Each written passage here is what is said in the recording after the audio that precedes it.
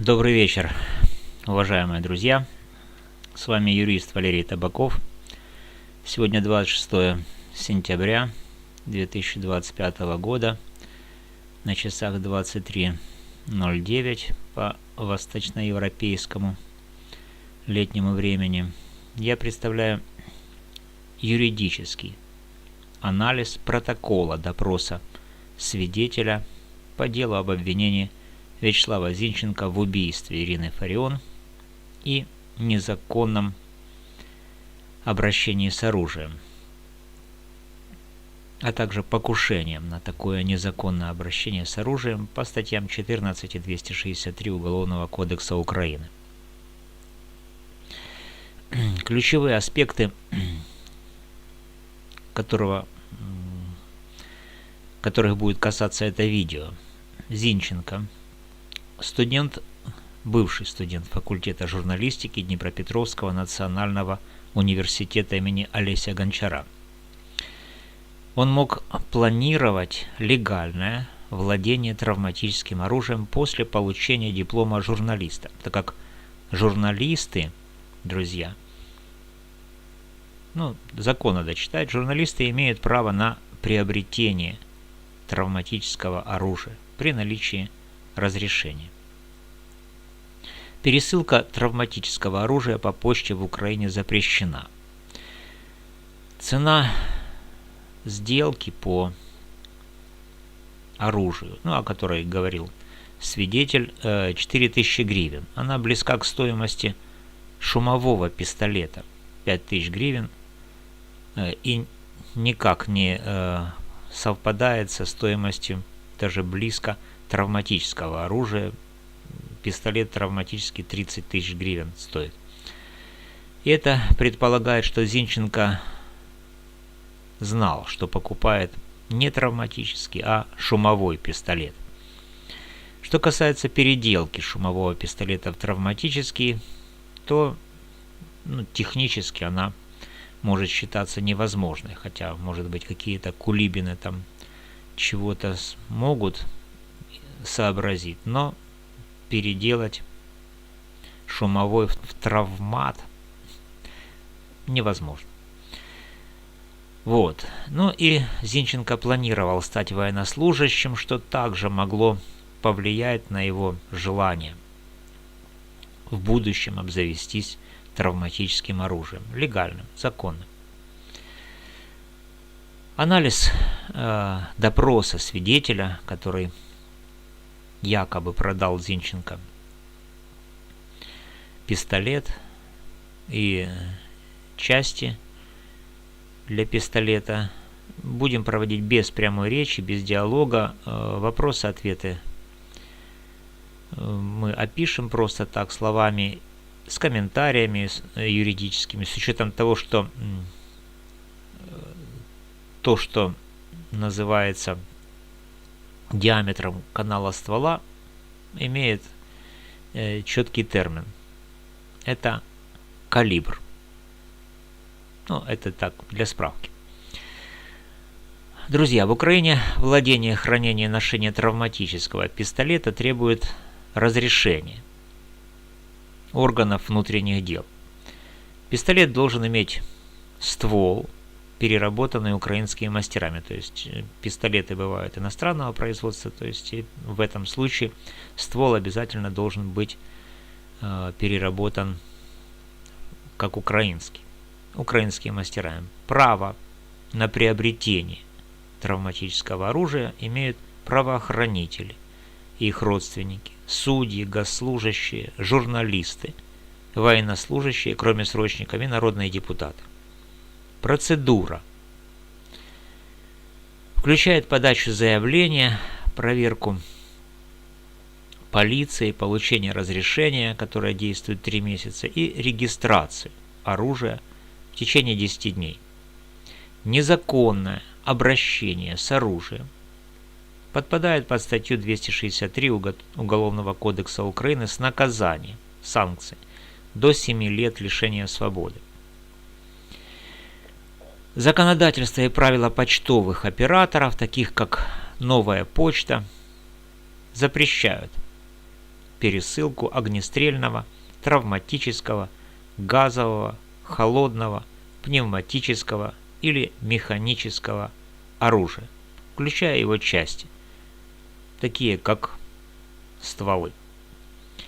Статья 14 Уголовного кодекса Украины определяет покушение на преступление как умышленное действие, направленное на совершение преступления, не доведенное до конца по независящим причинам от того, кто покушается.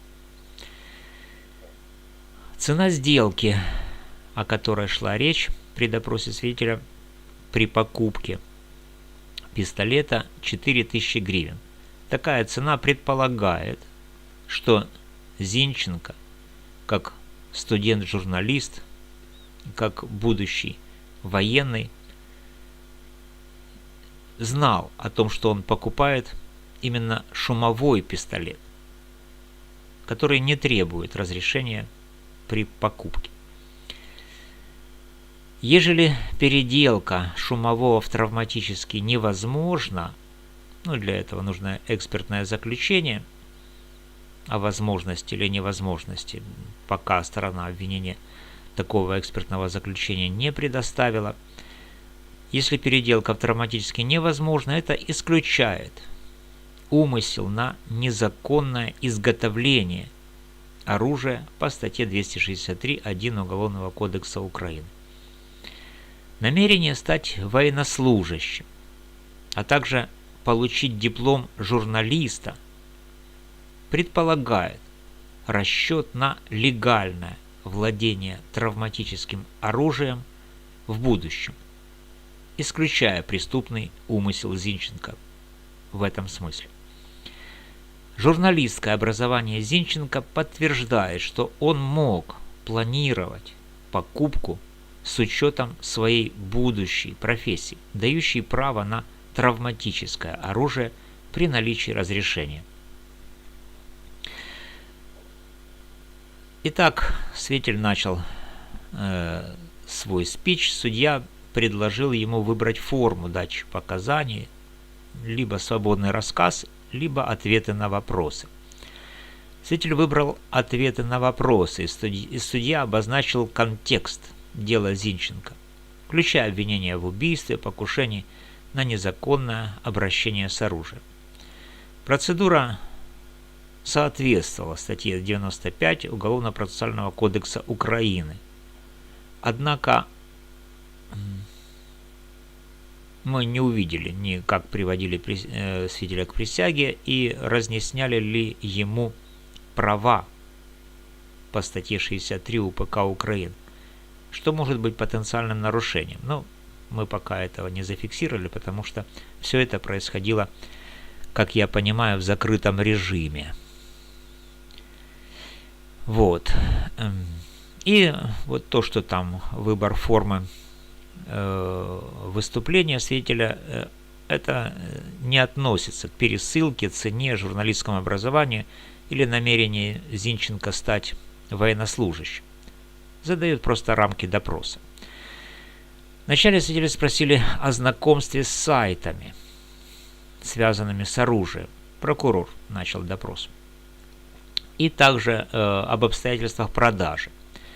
Свидетель пояснил, подтвердил свою активность на сайтах, где обсуждают травматическое и гражданское оружие, упомянув сайт Робин Гуд и еще один, название которого он не помнит, с регистрацией около 3 лет назад он там зарегистрировался. Свидетель сообщил, что он продал шумовой пистолет покупателю под псевдонимом, который он указал, через новую почту за 4000 гривен, указав свою сестру как отправителя. Так что не сам он пересылал это оружие. Вот. И никаких действий по переделке этого оружия в травматическое продавец не совершал. Ну, почему? Поскольку, как он объяснил, это у него не было оборудования для переделки, но и сам он не является специалистом в этой области. Прокурор также спросил свидетеля о том, что в их среде, в среде оружейников, этих торговцев оружием, значит слово «ум». На что свидетель умно ответил, что, вероятно, это диаметр канала ствола. Друзья, ну, он прикололся, конечно, да, диаметр канала ствола – это калибр. Не знаю, что имеется в виду под словом «ум». Сейчас есть так называемое умное оружие, но об этом пока не будем. Может быть, это имеется в виду, но свидетель потроллил прокурора. Ну и суд в том числе, назвав умом диаметр канала ствола, тогда как этот диаметр называется калибр. Свидетель демонстрирует осведомленность о различиях между видами оружия. Пересылка шумового пистолета в Украине по почте легальна, в отличие от травматического. И само действие по пересылке исключает нарушение запрета на пересылку.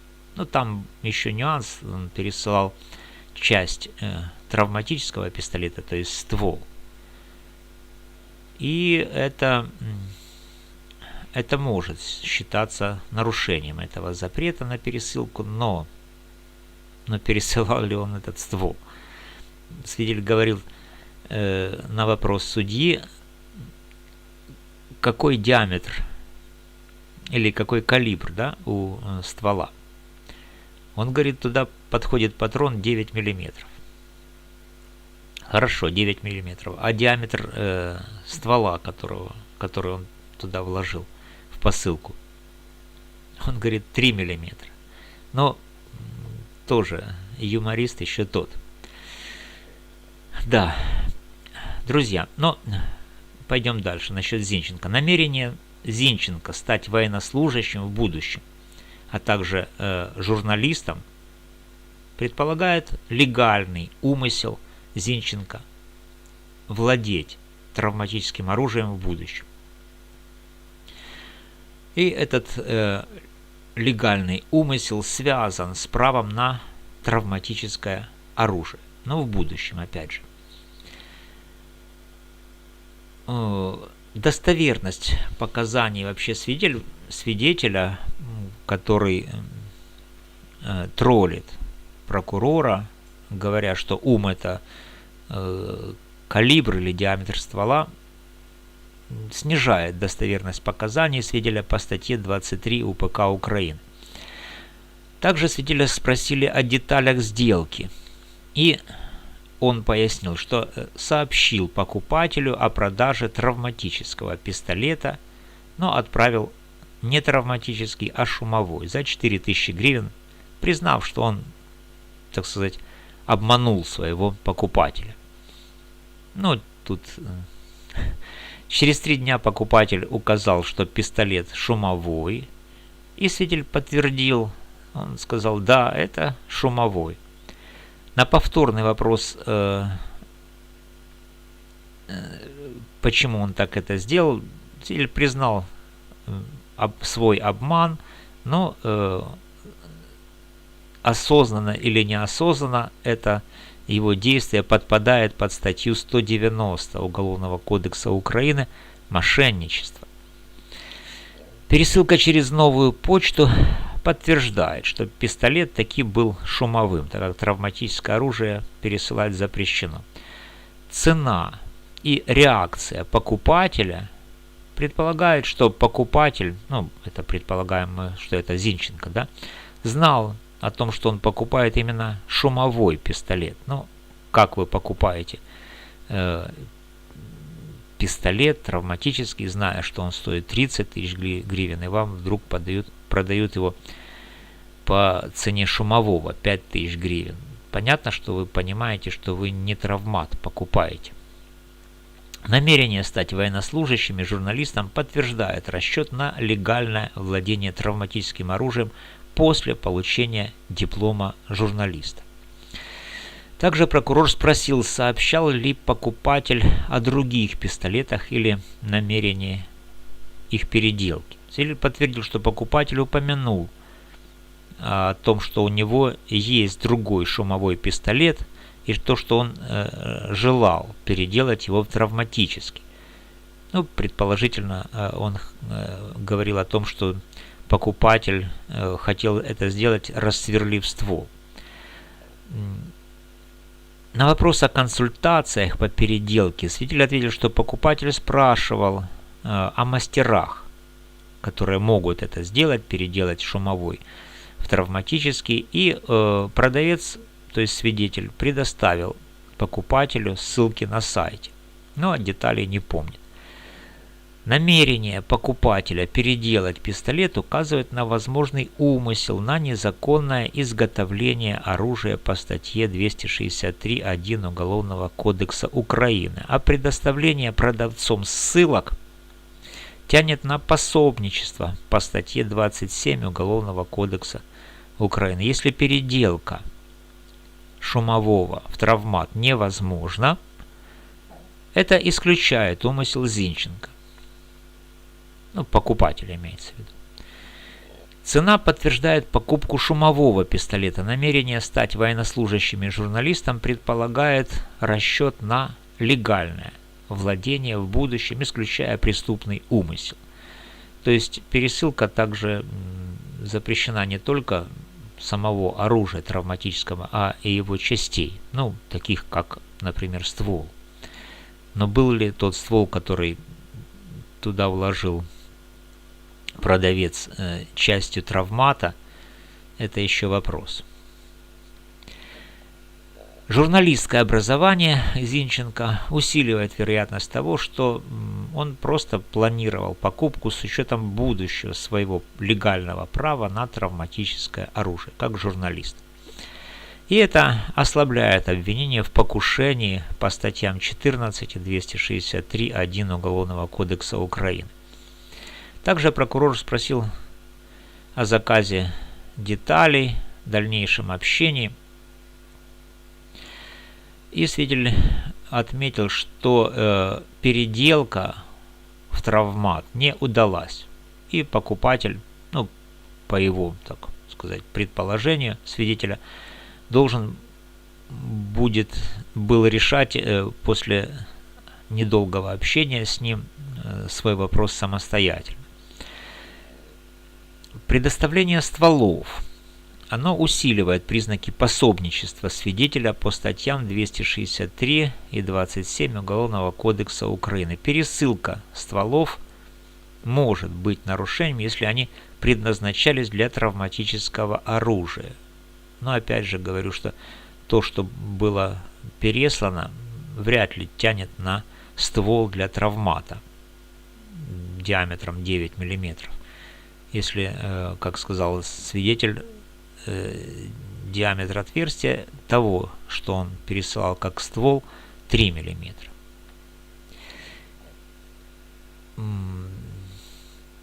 Адвокат спросил свидетеля о длительности его активности на сайте и его действиях. Свидетель ответил, что был на сайте 3 года, но после вызова в качестве свидетеля и допросов многочисленных перестал посещать этот сайт. Изучал литературу, а также он легально владеет зарегистрированным травматическим пистолетом. Он кто? Правоохранитель, судья, журналист. Ну, мы этого не знаем, то есть это было, так сказать, в секретной части, в закрытом заседании объявлено. На вопрос о предыдущих продажах шумовых пистолетов он ответил, что, возможно, продавал 3-5 лет назад, один раз, но не уверен. Наличие зарегистрированного пистолета подтверждает осведомленность свидетеля о требованиях, усиливая мошенничество. по статье 190 Уголовного кодекса Украины. Для Зинченко фрагмент подтверждает, что свидетель знал о незаконности продажи и пересылки травматического оружия. Но в данном случае продажа и пересылка была не травматического оружия, а шумового пистолета. И она легальна. Также по поводу калибра адвокат спросил, свидетель ответил калибр 9 ПАК, но не уверен, так как не эксперт в этом вопросе. Также судья уточнил название пистолета у свидетеля и возможность замены ствола. Свидетель назвал пистолет «Сталкер» с запаянным стволом, предположив, что замена ствола теоретически, на его взгляд, возможно, но требует специального оборудования и мастерства. Подтверждение, что «Сталкер» был шумовым, исключает его использование как травматического без переделки. Калибр 9 ПАК соответствует шумовому оружию. Если переделка невозможна, это исключает умысел Зинченко, безусловно, без того, что он в будущем там собирается журналистичать или военничать. Цена подтверждает покупку шумового пистолета, а не травмата. Зинченко спросил свидетеля о цели приобретения свидетелем пистолета, который он продавал, а также о возможности установки глушителя и причинах обмана, то есть мошеннических действий. Свидетель ответил, что приобрел пистолет для личного пользования, так как он не запрещен, и что глушитель на шумовой пистолет установить нельзя. И также подтвердил свой обман, то есть свои мошеннические действия. Ему нужно было просто продать пистолет. Вопрос о глушителе указывает на то, что Зинченко вообще-то интересуется оружием и вопросами модификации. Ну, наверное, он начал интересоваться после того, как ему было предъявлено обвинение. Вот. Судья также спросил о времени и адресе сделки. Свидетель указал, что сделка произошла примерно весной 24 года с перепиской, тоже начавшейся той же весной. Пистолет был отправлен через новую почту из города Днепр в город Днепр. Адрес указал покупатель, свидетель его не помнит, кому он продал, куда он его отправил, Зинченко ли его получал. Ну, короче, куча противоречий, причем отправлял от имени своей сестры. Пересылка шумового пистолета, ну, в данной ситуации она совершенно легальна. Что из этого всего следует, да? Следует, что покупка была связана с планами на легальное владение после получения диплома журналиста в будущем. Связь с убийством Фарион остается недоказанной. То есть покупка этого пистолета якобы для того, чтобы убить Фарион, это, ну, никакой связи ни я, ни судья, надеюсь, да, ни там адвокаты, ни сам Зинченко. Ну, может быть, в каких-то фантазиях прокурора они присутствуют, эти намерения убить Фарион из шумового пистолета, или просто ее напугать, чтобы она, испугавшись, упала и ударилась затылком о бордюр. Но это уже версии. Давайте по сути допроса. Значит, это продажа пистолета вообще никак не связана с убийством Фарион. И поэтому ее нужно поточнее доказывать. Ну вот такой вот небольшой, друзья, разбор протокола допроса свидетеля Спасибо за внимание. Комментируйте, подписывайтесь на канал. С вами был юрист Валерий Табаков. До встречи.